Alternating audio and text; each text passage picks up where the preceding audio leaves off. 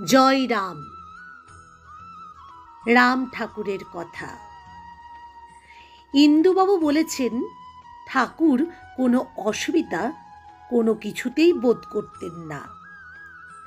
সুবিধা অসুবিধার কথা অবশ্য আমার তরফ হইতে ঠাকুরের কখনো কোনো অবস্থাতেই অসুবিধা বোধ হইতে দেখি নাই।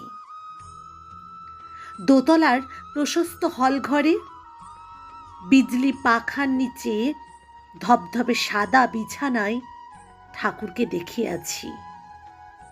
আবার জ্যৈষ্ঠ মাসের কাঠফাটা রোদ, 6 ফুট পরিমিত টিনের ছাদওয়ালা চিলাকোঠায় সামান্য একখানা মাদুরের ওপরেও তাহাকে দেখিয়াছি, কিন্তু কখনো কোনো ভাবান্তর লক্ষ্য করি নাই। ইন্দুবাবু বলতে চেয়েছেন, ঠাকুর যে অবস্থাতেই থাকুন না কেন তিনি একইভাবে থাকতেন। কোনো সময় তার অসুবিধা বলে কিছু বোধ করতেন না। সব সময় সব জায়গায় সব পরিবেশকেই ঠাকুর মানিয়ে নিতেন। তিনার মধ্যে কোনো বিরক্তিভাব, কোনো অসুবিধা বোধ কোনো দিন লক্ষ্য করা যায়নি। ঠাকুরের ধৈর্য ছিল অপার, অসীম।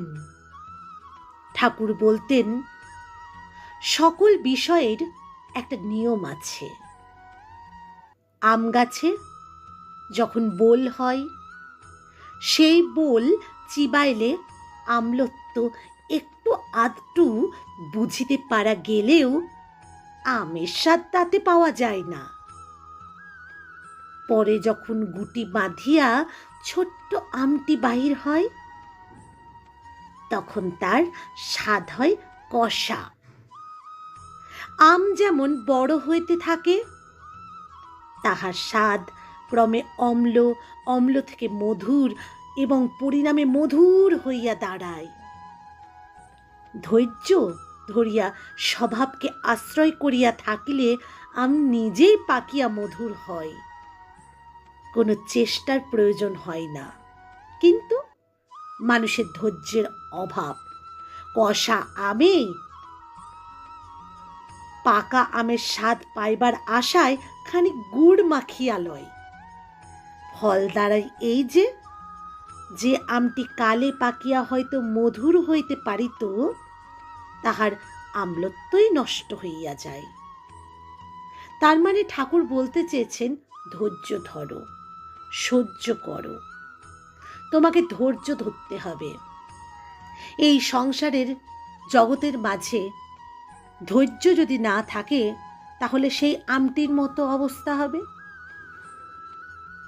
আমরা চাইলাম একদিনের মধ্যে পাকা আম খেতে, গুড় মিশিলে তখন সে আমের কি হবে? স্বাদটা বেস্বাদ হবে। ধৈর্য ধরে থাকলে তারপরে কিন্তু সব কিছু পাওয়া যায়। ঠাকুর একটা আমের মাধ্যমে কত সুন্দর বর্ণনা দিয়েছেন, কত সুন্দর বলে গেছেন। আজকের পর থেকে আমরা সকলে ধৈর্য ধরব।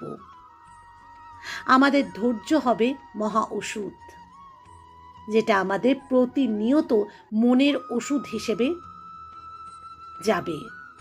আমাদের মনকে দুর্বল থেকে সবল করবে।